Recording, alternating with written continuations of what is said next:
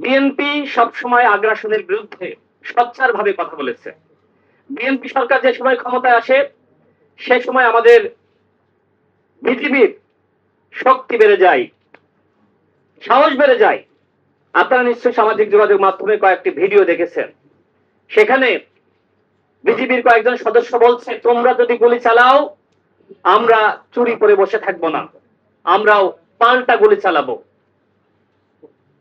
এছাড়া আরো অনেকগুলো ভিডিও দেখেছেন যেখানে গ্রামবাসী, সীমান্ত এলাকার গ্রামবাসী তারা পাহারা বসিয়েছে। অন্তর্বর্তীকালীন সরকারের সময়েও আমি বিজিবির বা ওই এলাকার মানুষের এই সাহসটা আমি দেখি নাই। এবং আওয়ামী লীগ 16 বছর কিভাবে ভারতের সাথে স্বামী স্ত্রীর সম্পর্ক তৈরি করেছিল, কিভাবে রাখি বন্ধনের সম্পর্ক তৈরি করেছিল, সে বিষয়ে আপনারা সবাই জানেন। স্বয়ং স্বৈর রানী শেখ হাসিনা নিজেই বলেছিল, ভারতকে যা দিয়েছি ভারত আজীবন মনে রাখবে। সেই মনে রাখার কারণেই শেখ হাসিনাকে, এই গণহত্যাকারীকে ভারতে আশ্রয় দেওয়া হয়েছে। ভারত আমাদেরকে কিভাবে কোন চোখে দেখে এই ঘটনায় তার প্রমাণ করে। আর যারা বিএনপিকে বলতে চায় যে বিএনপি ভারতের সাথে তাল মিলিয়ে ভারতের সাথে ওয়াদা করে ক্ষমতা এসেছে, তারা কি এই ঘটনা দেখে তাদের অনুধাবন হয় না? বাংলাদেশে যদি আগ্রাসন, আধিপত্যবাদের শিকার কোন দল হয়ে থাকে সেই দলের নাম বিএনপি। এবং বিএনপি সবসময় সেই আগ্রাসনের বিরুদ্ধে কথা বলেছে। দেশনেত্রী বেগম খালেদা জিয়া তিনি যে ভাষায় যেভাবে সবসময় প্রতিবাদ জানিয়ে গিয়েছিলেন সেগুলো তো নতুন করে বলার কিছু নাই। সুতরাং যারা বিএনপিকে মুজিববাদের পথে হাঁটছে, যারা ভারতের সাথে চুক্তি করে ক্ষমতায় এসেছে, এই সব ফালতু কথাবার্তা বলে, এদের মতন ফালতু আর টাউট রাজনীতিবিদ বাংলাদেশে আর কেউ আছে বলে আমার কাছে মনে হয় না। বিএনপিকে কখনোই ভারতের কাছে মাথা বিক্রি করে ক্ষমতায় আসতে হয়নি। সেই 11-এর সময় আপনারা জানেন, ওই সময় বলা হয়েছিল যদি তাদের কথা মেনে বা ভারতের কথা শুনে দেশ চালাতে চুক্তি করা হয় সেক্ষেত্রে ক্ষমতায় বসিয়ে দেবে। সেই সময় বিএনপির পক্ষ থেকে কি বলেছিল? দেশ বিক্রি করে মাথা নত করে আমরা ক্ষমতায় আসতে চাই না।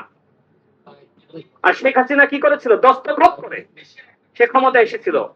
প্রণব মুখার্জি তার বইয়ে স্পষ্ট ভাবে উল্লেখ করে গেছে কিভাবে সেই 2008 সালের 30 ডিসেম্বর আওয়ামী লীগ ক্ষমতায় এসেছিল। আওয়ামী লীগের যে 3 মেয়াদের বা 4 মেয়াদের ক্ষমতা, এই পুরো ক্ষমতাই ছিল অবৈধ। অনেকে বলে থাকে যে 9 সালের পরে যে 14 সাল পর্যন্ত ক্ষমতায় ছিল এটা নাকি বৈধ ক্ষমতা। না, এইটা ভারতের সাথে চুক্তি করেই মূলত শেখ হাসিনা ক্ষমতায় বসেছিল। যারা সরকারকে বিতর্কিত করতে চান তারা কি ক্ষমতায় এসে দেশ চালাতে পারবেন? আপনারা তো অন্তর্বর্তীকালীন সরকারের সময় সমস্ত সুযোগ সুবিধা ভোগ করে বিএনপিকে বিতর্কিত করার মিশন নিয়েছিলেন, সংস্কার বিরোধী চাঁদাবাজ। এখন যে কথাগুলো বলছেন সেই কথাগুলো তখনও বলা হয়েছিল। জনগণ কি আপনাদেরকে ক্ষমতা এনেছে? এদেশের জনগণ বোঝে না যে কারা দেশ চালাইতে পারবে আর কারা দেশ চালাইতে পারবে না। সুতরাং বিএনপি ভারতের সাথে হাত মিলিয়েছে, এই তকমাগুলো যারা দিতে চান তাদেরকে আমি হুঁশিয়ার এবং সাবধান করছি। বিএনপি সম্পর্কে বিভ্রান্তি যত সৃষ্টি করবেন আপনারা তলা নিতে যাবেন, চাই না। আমরা ভারতকে বলবো যে আপনাদের সাথে আমরা সম্পর্ক চাই, আমরা আওয়ামী লীগের মধ্যে সম্পর্ক চাই না। আমরা চাই মর্যাদার সম্পর্ক, সম্মানের সম্পর্ক।